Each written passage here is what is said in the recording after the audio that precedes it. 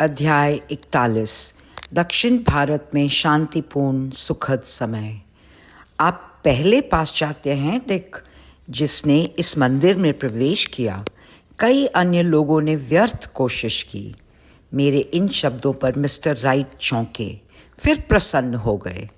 पहाड़ियों पर बने सुंदर चामुंडी मंदिर से हम अभी बाहर आए थे, जहाँ से दक्षिण भारत में मैसूर दिखाई देता है। वहाँ हमने देवी चामुंडी की सोने और चांदी की वेदिका को प्रणाम किया। चामुंडी राज परिवार की संरक्षक देवी हैं। इस अद्वितीय सम्मान की स्मृति के रूप में सावधानी से कुछ धन्य गुलाब पंखुड़ियों को अलग रखते हुए मिस्टर राइट ने कहा, पंडित द्वारा गुलाब जल में सिंचित इस पुष्प को मैं हमेशा संभाल कर रखूंगा। मेरा साथी और मैं 1935 का नवंबर माह मैसूर राज्य के अतिथि के रूप में बिता रहे थे।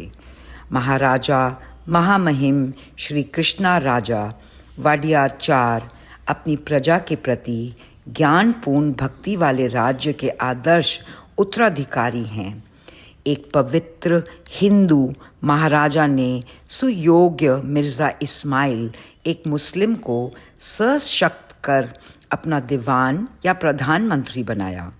मैसूर के 7 लाख लोगों को राज्यसभा और विधानसभा दोनों में लोकप्रिय प्रतिनिधित्व मिला था। महाराजा के उत्तराधिकारी महामहिम युवराज सर श्री श्री कृष्ण नरसिंह राज वाडियार ने मेरे सचिव और मुझे अपने प्रबुद्ध और उन्नत राज्य में आमंत्रित किया था। पिछले पखवाड़े में मैंने मैसूर के हज़ारों लोगों को टाउन हॉल, महाराजा के कॉलेज, यूनिवर्सिटी मेडिकल स्कूल में संबोधित किया था तथा बेंगलोर में 3 विशाल सभाएं national high school, intermediate college और चेत्ती टाउन हॉल में थीं, जहां 3000 से अधिक लोग आए थे। अमेरिका की जो चमकती तस्वीर मैंने खींची, क्या उत्सुक श्रोता उसको श्रेय दे सकें मैं नहीं जानता, पर तालियां तब सदा ही जोर से बजती थीं जब मैं पूर्व और पश्चिम की उत्तम विशेषताओं के परस्पर आदान प्रदान से होने वाले लाभों की बात करता था। मिस्टर राइट और मैं अब भूम दिए शांति में आराम कर रहे थे। उनकी यात्रा डायरी मैसूर के उनके प्रभावों का निम्नलिखित विवरण देती हैं। चमकते चावल के हरे खेत, फुंदनों वाले गन्ने के खंडों से विविध चट्टानी पहाड़ियों के सुरक्षात्मक दामन में पहाड़ियाँ चमकते हुए काले पत्थरों के रूप में हरी दृश्य वाली की पूजा करती हुई, और रंगों का यह खेल सूरज के अचानक और नाटकीय रूप से विश्राम के लिए शांत पहाड़ियों के पीछे छिपने से और बढ़ जाता है। हमने कई उत्साहपूर्ण क्षण लगभग शून्य भाव से पूरे आकाश में भगवान के नित्य बदलते कैनवस को निहारते हुए बिताए, क्योंकि केवल उसका स्पर्श ही उन रंगों को उत्पन्न कर सकता है जो जीवन की ताजगी से धड़कते हैं। जब मनुष्य मात्र रंग द्रव्यों से नकल करने का प्रयत्न करता है, रंगों का वह यौवन खो जाता है, क्योंकि ईश्वर अधिक सहज और प्रभावकारी माध्यम का प्रयोग करते हैं। तेल जो न रंग ना ही तेल हैं, बल्कि मात्र प्रकाश की किरणें हैं। वे प्रकाश की हल्की सी आभा यहाँ छोड़ते हैं और लाल रंग प्रतिबिंबित होता है। वे ब्रश को फिर से फहराते हैं और यह धीरे धीरे मिश्रित होकर नारंगी और स्वर्णिम बन जाता है। फिर वे बादलों में बैंगनी रंग की रेखा चुभा देते हैं। तब बादल के घाव से लाल रंग का रिसाव होने लगता है, और इस प्रकार यह निरंतर चलता रहता है। वे रात्रि और प्रातः में समान रूप से खेलते हैं, नित्य परिवर्तनशील, नित्य नवीन, नित्य निर्मल, कोई स्वरूप नहीं, कभी काल नहीं, कोई रंग एक सा नहीं। दिन और रात में भारतीय परिवर्तन की सुंदरता अन्य स्थानों की तुलना से परे है। प्रायः आकाश ऐसे लगता है मानो ईश्वर ने अपने झोले के सारे रंग एक साथ निकाले और उन्हें आकाश में जोर से इकट्ठा हिला दिया हो। मैं मैसूर के बाहर 12 मील दूर बने विशाल कृष्ण सागर बांध की गोधूली के समय यात्रा के सौंदर्य का वर्णन करना चाहूँगा। योगानंद जी और मैं एक छोटी बस में सवार हुए और सरकारी तोहफे या बैटरी विकल्प के रूप में एक छोटे लड़के के साथ एक कच्ची समतल सड़क पर चल पड़े। जब सूर्य क्षितिज में अस्त हो रहा था और पके टमाटर की तरह दब रहा था, हमारी यात्रा हमें सर्वव्यापी चौकोर धान के खेतों, विश्राम देते वट वृक्षों की पंक्तियाँ, विशाल नारियल के वृक्षों के बीच में से जंगल जैसी घनी वनस्पति में और अंत में एक पहाड़ी की चोटी पर ले गई। वहाँ हम एक विस्तृत कृत्रिम झील के सामने थे, जिसमें सितारों, ताड़ के वृक्षों और अन्य वृक्षों की छाया पड़ रही थी, जो सुंदर कटावदार उद्यानों और बांध पर विद्युत स्तंभों की पंक्तियों से घिरी थीं। और सामने नीचे हमने फूटते फव्वारों पर खेलते रंग बिरंगे प्रकाश पुंजों की झलक देखी, मानो चमकते हुए रंगों की अनेक धाराएं एक साथ पड़ रही हों। भव्य नीले झरने, आकर्षक लाल जल प्राप्त हरे और पीले झरने, हाथियों की सूंड से झरता पानी शिकागो वर्ल्ड फेयर का एक लघु रूप था, और फिर भी धान के प्राचीन स्थल पर और सरल लोगों के बीच आधुनिक रूप से अनोखा, जिन्होंने हमें इतना स्नेह भरा स्वागत दिया कि मुझे डर है कि योगानंद जी को वापस अमेरिका लाने में मेरी ताकत से ज़्यादा दम लगेगा। एक और दुर्लभ सुविधा मेरी पहली हाथी सवारी। कल युवराज ने हमें अपने ग्रीष्मकालीन महल में अपने एक हाथी पर सवारी का आनंद उठाने के लिए आमंत्रित किया। वह हाथी विशाल था। मैं एक सीढ़ी से होदे तक चढ़ा, जो रेशमी गद्दे वाले एक बक्से जैसा है। उसके बाद हिलते डोलते झूमते और गली में हाँफते हुए चल पड़े। चिंता या भयभीत होने के लिए बहुत रोमांचित, पर मैंने उसे कसकर पकड़ा। दक्षिण भारत ऐतिहासिक और पुरातत्व की दृष्टि से संपन्न, सुनिश्चित और अवर्णनीय सौंदर्य का क्षेत्र है। मैसूर के उत्तर में भारत का विशालतम प्रांत हैदराबाद शक्तिशाली नदी गोदावरी द्वारा विभक्त सुंदर पठार है। यहाँ विस्तृत उपजाऊ मैदान, सुंदर नीलगिरी या नीले पहाड़ तथा चूना पत्थर या ग्रेनाइट की बंजर पहाड़ियों वाले अन्य क्षेत्र हैं।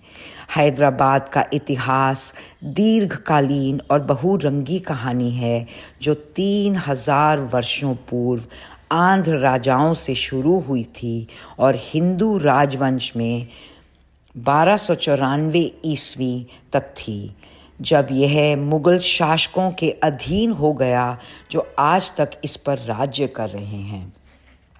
संपूर्ण भारत का वस्तु शिल्प और चित्रकला का सबसे लुभावना प्रदर्शन हैदराबाद में एल्लोरा और अजंता की प्राचीन चट्टानों वाली गुफाओं में पाया जाता है। एल्लोरा का कैलाश एक विशाल चट्टानी मंदिर, उसमें देवताओं, मनुष्यों और पक्षियों की नक्काशीदार आकृतियाँ माइकल एंजेलो के समान अनुपात में बनी हैं। अजंता में 5 मंदिर और 25 मठ हैं। सब चट्टान काट कर बनाए गए विशाल चित्रित खंभों पर टिके हैं, जिन पर कलाकारों और मूर्तिकारों ने अपनी प्रतिभा का अमर बनाया है।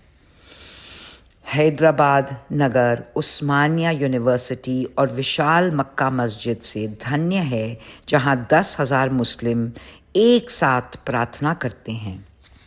कर्नाटक राज्य भी एक सुंदर वंडरलैंड है। समुद्र तल से 3000 फीट ऊंचा, अनेक उष्णकटिबंधीय जंगलों से प्रचुर, जिसमें जंगली हाथी, भैंसे, रीछ, चीते और बाघ रहते हैं। इसके 2 प्रमुख नगर बेंगलोर और मैसूर अनेक पार्कों और सार्वजनिक बागीचों के साथ स्वच्छ और सुंदर हैं। 11वीं से 15वीं शताब्दी के हिंदू राजाओं के संरक्षण में हिंदू वास्तुकला और मूर्तिकला ने अपनी सर्वोच्च पूर्णता हासिल की। बेलूर का मंदिर राजा विष्णुवर्धन के शासनकाल में पूरा हुआ 11वीं शताब्दी की उत्कृष्ट कृति है।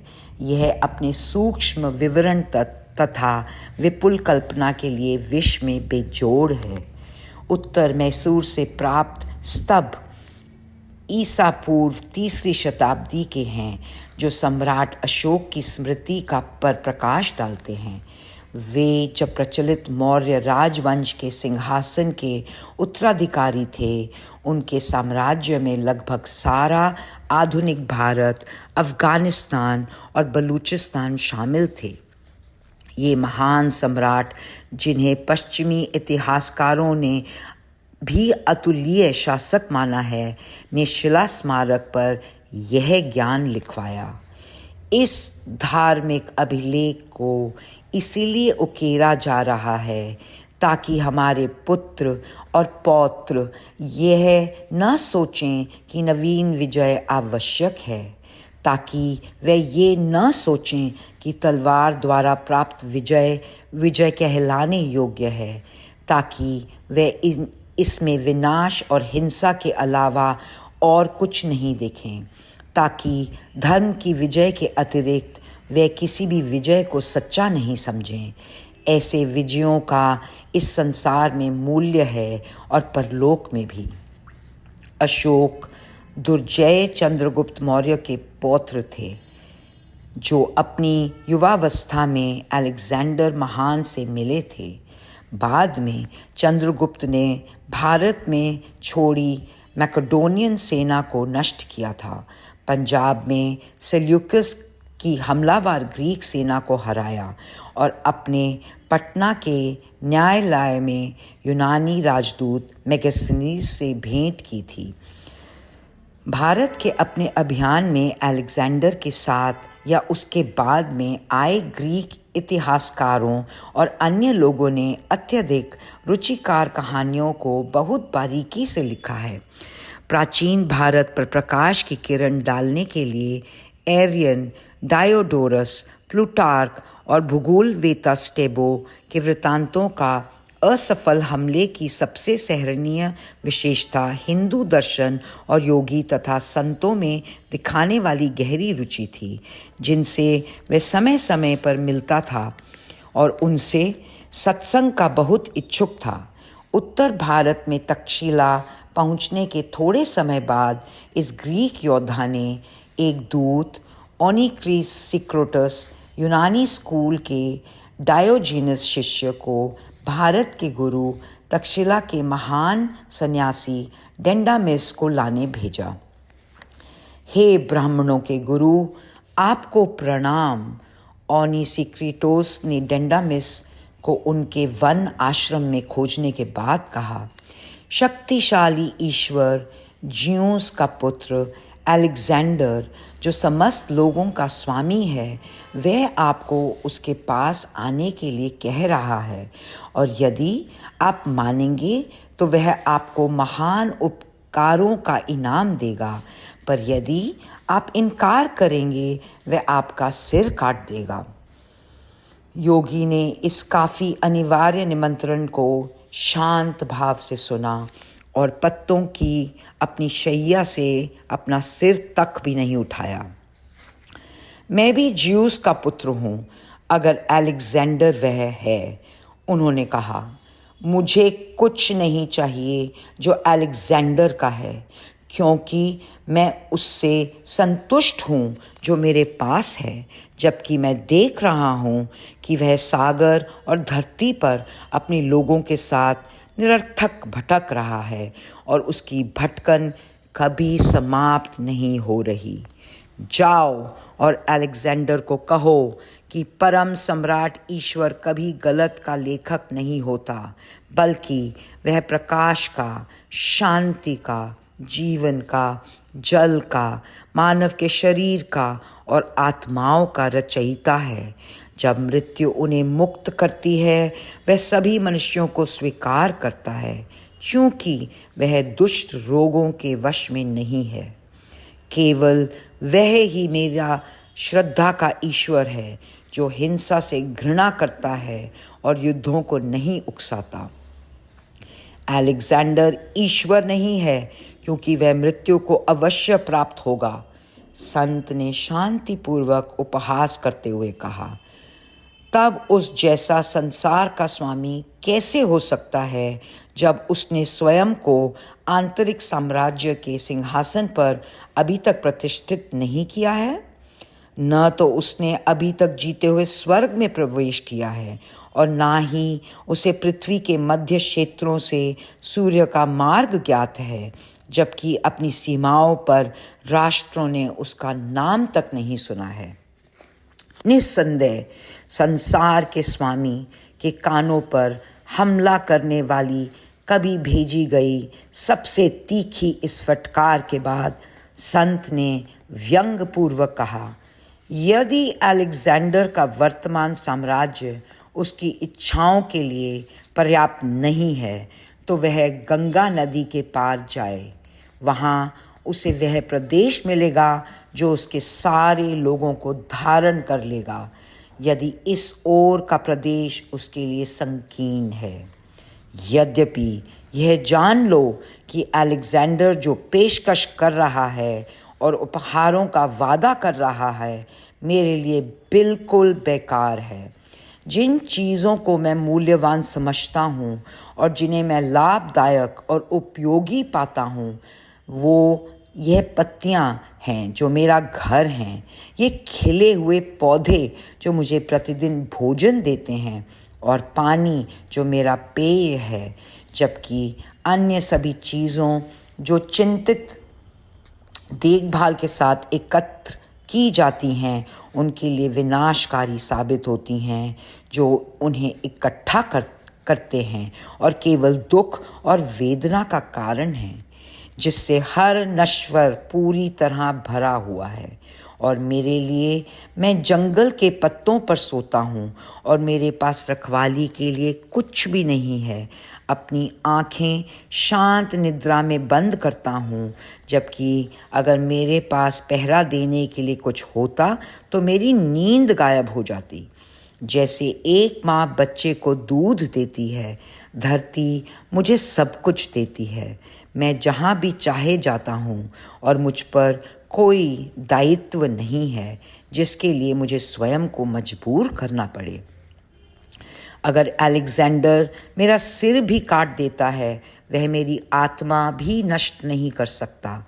तब मेरा अकेला सिर मौन फटे वस्त्र के समान मेरे शरीर से अलग धरती पर पड़ा रहेगा, जहाँ से यह आया था।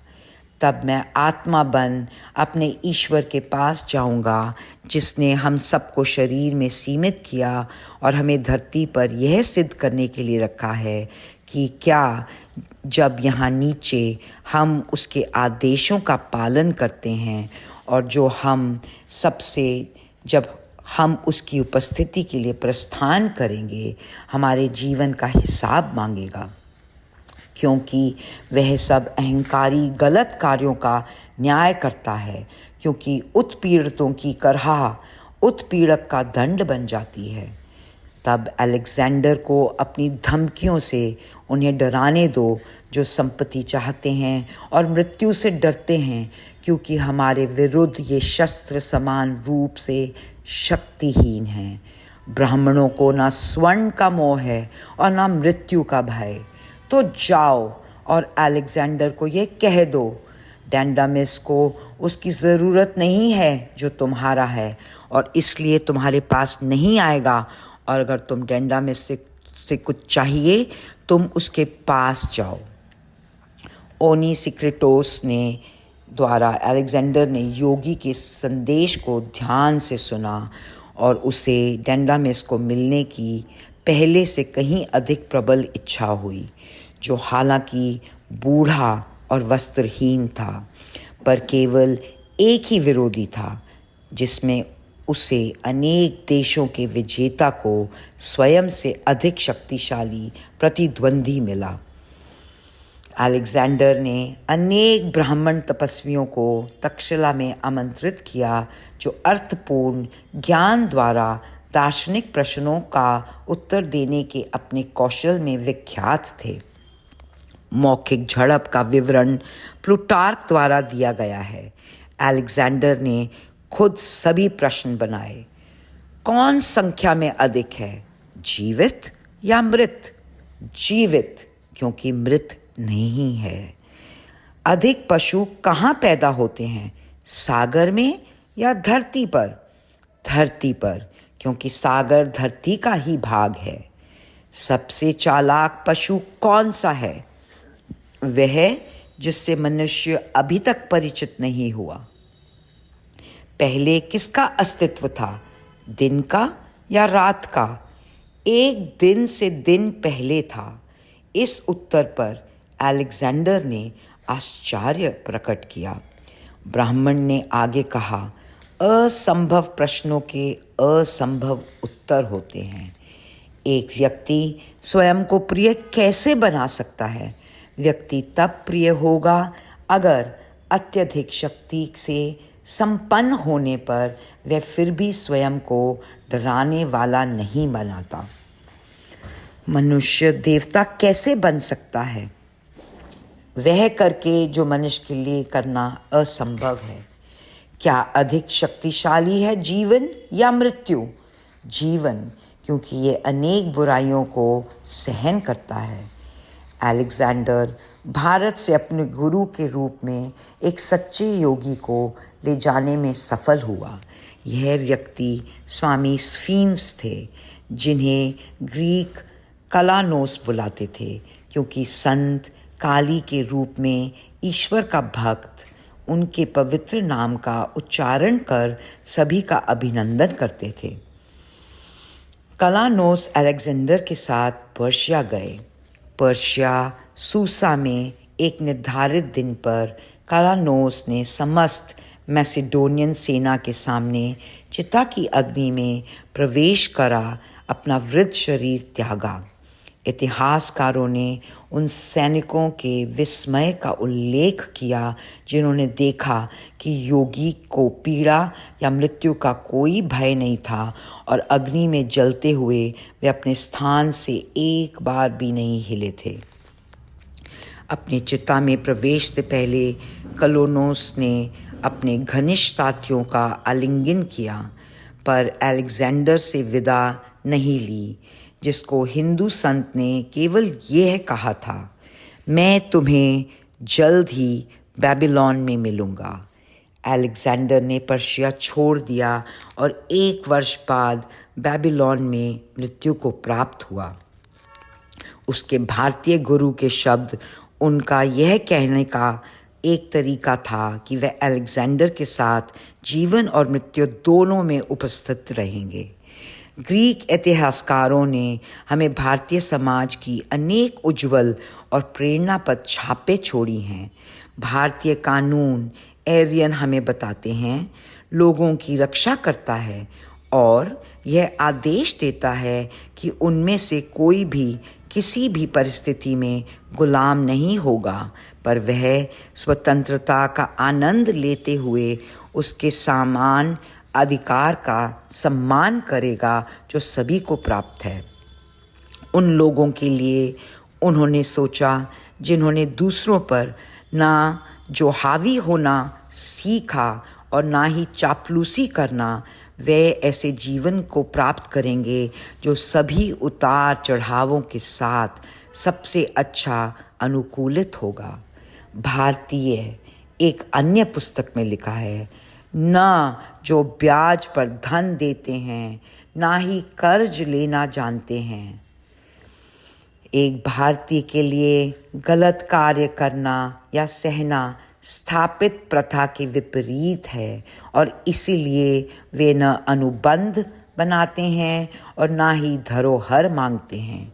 उपचार हमें बताया गया सरल और प्राकृतिक माध्यम द्वारा होता है। दवाओं के उपयोग की अपेक्षा आहार को नियमित करके इलाज किया जाता है। सबसे सम्मानित उपचार मरहम या प्लास्टर है। अन्य सबको बड़ी मात्रा में हानिकारक माना जाता है। युद्ध में भाग लेने का कार्य शत्रुओं तक सीमित है। न ही कोई शत्रु अपनी भूमि पर अपना कार्य कर रहे किसान को हानि पहुंचाता है, क्योंकि इस वर्ग के पुरुषों को, जिन्हें सार्वजनिक पोषक माना जाता है, हर प्रकार की हानि से बचाया जाता है। इस प्रकार भूमि अविनाशी रहती है और भारी फसलें पैदा होती हैं, जिससे निवासियों के जीवन को आनंदमय बनाने के लिए आवश्यकताओं की पूर्ति करती है। सम्राट चंद्रगुप्त ने 305 ईसा पूर्व में अलेक्जेंडर के सेनापति सेल्यूकस को हराया था। उन्होंने 7 वर्षों बाद भारतीय सरकार की बागडोर अपने बेटे को सौंपने का निश्चय किया।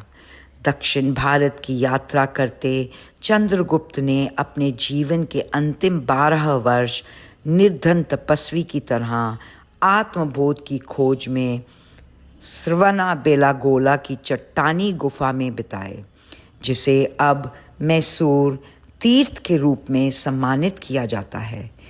इसके निकट ही विश्व की विशालतम प्रतिमा है, जो जैनियों द्वारा 953 ही ईस्वी में संत कामितोश्वर को सम्मान में एक विशाल पत्थर से तराशी गई थी।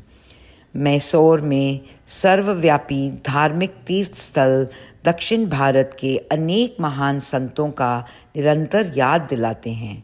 उनमें से एक गुरु थायुमानावर ने हमारे लिए निम्न चुनौतीपूर्ण कविता छोड़ी है।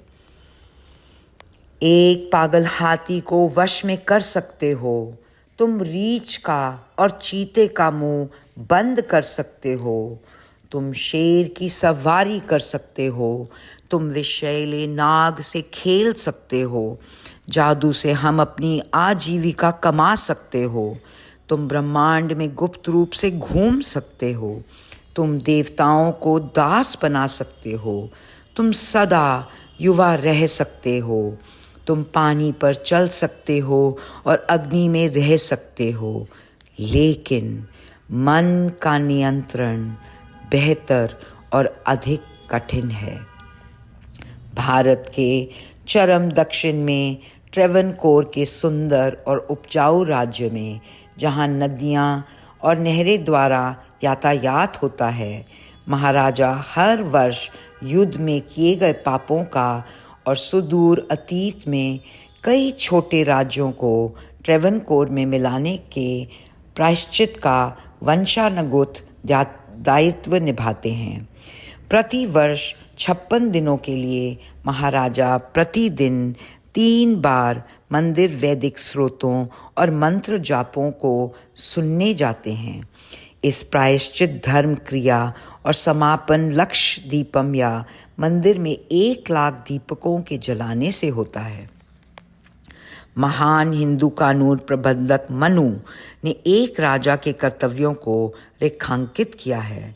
उसे इंद्र की तरह सुविधाओं की बौछार करनी चाहिए। उसे टैक्स को कोमलता से और अव्यक्त रूप से एकत्र करना चाहिए, जैसे सूर्य जल से वाष्प प्राप्त करता है। अपने विषयों के जीवन में वैसे प्रवेश करना चाहिए जैसे हवा हर जगह जाती है। यम की तरह सबको न्याय देना चाहिए। वरुण की तरह अपराधियों को फंदे में बांधना चाहिए। चंद्रमा के समान सबको सुख देना चाहिए। दृष्ट शत्रुओं को अग्नि देवता की तरह जला देना चाहिए और पृथ्वी की देवी के समान सबको सहारा देना चाहिए। युद्ध में राजा को विषैले या भयंकर शस्त्रों से नहीं लड़ना चाहिए, न ही दुर्बल या अतत्पर या शस्त्रहीन शत्रु या जो लोग डरे हुए हैं या रक्षा के लिए प्रार्थना करें या भाग जाएं, उन्हें नहीं मारना चाहिए। युद्ध का केवल अंतिम उपाय के रूप में सहारा लेना चाहिए। युद्ध में परिणाम सदा संदेहपूर्ण होते हैं। भारत के दक्षिण पूर्व तट पर मद्रास प्रेसिडेंसी पर मद्रास का समतल विशाल और समुद्री शहर और सुनहरा नगर कांजीवरम है, जो पल्लव वंश की राजधानी है, जिसके राजाओं ने ईसाई युग के प्रारंभिक शतकों में शासन किया था। आधुनिक मद्रास प्रेसिडेंसी में महात्मा गांधी के अहिंसा आदर्शों ने महान प्रगति की है। सफ़ेद विशिष्ट गांधी टोपियां सब जगह दिख जाती हैं।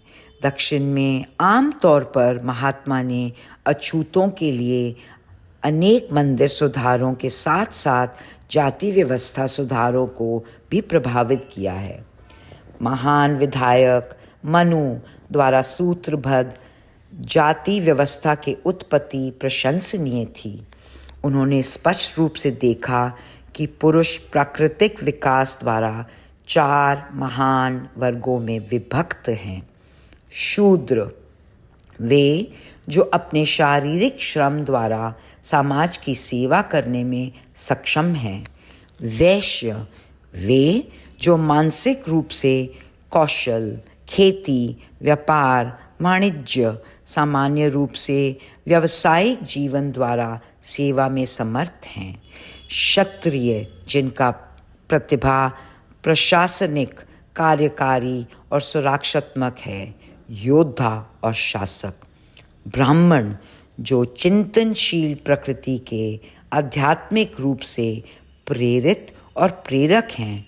न तो जन्म, न ही अनुष्ठान, न ही अध्ययन, न ही पूर्वज तय कर सकते हैं कि व्यक्ति द्विज है। महाभारत घोषित करता है केवल चरित्र और आचरण सुनिश्चित कर सकते हैं। मनु के समाज को निर्देश दिया गया कि वह अपने सदस्यों के प्रति उसके अनुसार सम्मान दिखाएं, जिस प्रकार वे ज्ञान, गुण, आयु, संबंध या अंततः धन से संपन्न हैं। वैदिक भारत में संपत्ति को सदा घृणा से देखा जाता यदि वह एकत्रित की जाती या परोपकारी कार्यों के लिए उपलब्ध नहीं होता। महान संपत्ति वाले कंजूस व्यक्तियों को समाज में निम्न पद सौंपा जाता था। सदियों से जाति व्यवस्था के पैतृक लगाम में कठोर हो जाने पर उसमें गंभीर बुराइयां उत्पन्न हो गई। आज भारत में जाति प्रथा के प्राचीन मूल्यों को पुनः स्थापित करने में गांधी जी जैसे समाज सुधारक और विभिन्न समाजों के अनेक सदस्य धीमी पर सुनिश्चित प्रगति कर रहे हैं, जो पूरी तरह प्राकृतिक योग्यता पर आधारित है और जन्म पर नहीं। पृथ्वी पर हर राष्ट्र का अपना विशिष्ट दुख पैदा करने वाला कर्म है, जिससे उसे निपटाना और हटाना है। भारत भी अपनी बहुमुखी और अजय भावना के साथ स्वयं को जाति सुधार के कार्य में बराबर सिद्ध करेगा। इतना मनोहर है दक्षिण भारत कि मिस्टर राइट और मैं अपने सुखद समय को बढ़ाने के लिए तरस गए, पर समय ने अपनी चिरकालीन अशिष्टता में हमें कोई शालीन वृद्धि नहीं दी। मैं जल्द ही कलकत्ता यूनिवर्सिटी में भारतीय फिलोसॉफिकल कांग्रेस के समापन सत्र को संबोधित करने वाला था। मैसूर की यात्रा के अंत में मैंने भारतीय विज्ञान अकादमी के अध्यक्ष सर सीवी रमन के साथ बातचीत का आनंद लिया। इन प्रबुद्ध भारतीय भौतिक वैज्ञानिक को 1930 में प्रकाश के विस्तार, रमन प्रभाव की अपनी पूर्ण खोज के लिए नोबेल पुरस्कार मिला था, जिसे अब विद्यालय का प्रत्येक छात्र जानता है। मद्रास के छात्रों और मित्रों से अनिच्छापूर्वक विदाई लेते हुए मिस्टर राइट और मैं उत्तर के लिए निकल पड़े। रास्ते में हम सदाशिव ब्राह्मण की पुण्य स्मृति में बनाए एक छोटे मंदिर में रुके, जिनकी 18वीं शताब्दी की जीवन गाथा कई चमत्कारों से पूर्ण है। इससे बड़ा सदाशिव मंदिर नेरूर में राजा पुडुकोट्टई द्वारा बनाया गया है और जो एक तीर्थ स्थान है जहां अनेक दिव्य स्वास्थ्य लाभ हुए हैं। परम प्रिय और पूर्ण प्रबुद्ध गुरु सदाशिव की अनेक अद्भुत कथाएं अभी भी दक्षिण भारतीय ग्रामीणों में प्रचलित हैं। कावेरी नदी के तट पर एक दिन समाधि में लीन सदाशिव को अचानक आई बाढ़ के प्रवाह में बहते देखा गया। कई सप्ताहों बाद उन्हें मिट्टी में गहरे दबे हुए पाया गया। जब गांव वालों का फावड़ा उनके शरीर को लगा, संत जाग गए और वहां से शीघ्र चले गए। सदाशिव ने कभी एक शब्द नहीं बोला या कोई कपड़ा पहना। एक दिन वस्त्रहीन योगी अनौपचारिक ढंग से एक मुस्लिम प्रधान के तंबू में चले गए। उसकी औरतें भय से चिल्लाने लगी। योद्धा ने तलवार से सदाशिव पर बर्बर प्रहार किया और उनकी बाह कट गई। गुरु बिना ध्यान दिए चल पड़े। पश्चाताप से उस मुस्लिम ने फर्श से बाह उठाई और उनके पीछे गया। योगी ने चुपचाप रक्त बहते कंधे में अपनी बाह लगा ली। जब योद्धा ने विनम्रतापूर्वक कुछ आध्यात्मिक शिक्षा मांगी, सदाशिव ने अपनी उंगली से रेत पर लिखा, जो तुम चाहते हो वो मत करो, और तब तुम वो कर सकते हो जो तुम्हें पसंद है। उस मुस्लिम का मन की उन्नत अवस्था में उत्थान हो गया और उसने संत की अहम पर नियंत्रण द्वारा आत्मा की स्वतंत्रता की विरोधात्मक सलाह को समझा।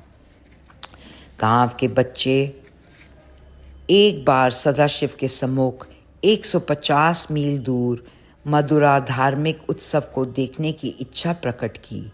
योगी ने बच्चों को उनका शरीर स्पर्श करने का इशारा किया। आश्चर्य! उसी क्षण सारा समूह मदुरा पहुंच गया। बच्चे खुशी खुशी हजारों तीर्थयात्रियों के बीच घूमते रहे। कुछ घंटों बाद योगी बच्चों को परिवहन के अपने सरल तरीके से घर ले आए। विस्मित माता पिता ने प्रतिमाओं की शोभा यात्रा का स्पष्ट विवरण सुना और देखा कि अनेक बच्चों ने मदुरा की मिठाइयों के थैले उठाए हुए थे। एक अविश्वासी युवक ने संत और कहानी का उपहास किया। अगली सुबह वह सदाशिव के पास पहुंचा। गुरुजी, उसे अवहेलनापूर्वक कहा, आप मुझे उत्सव में क्यों नहीं ले जाते, जैसे आप कल अन्य बच्चों को ले गए थे? सदाशिव मान गए। लड़के ने शीघ्र ही स्वयं को दूरस्थ नगर की भीड़ भाड़ में पाया। पर संत कहाँ थे जब युवक वापस आना चाहता था? थका हुआ लड़का पैरों की चाल के पुराने और नीरस तरीके से वापस घर आया।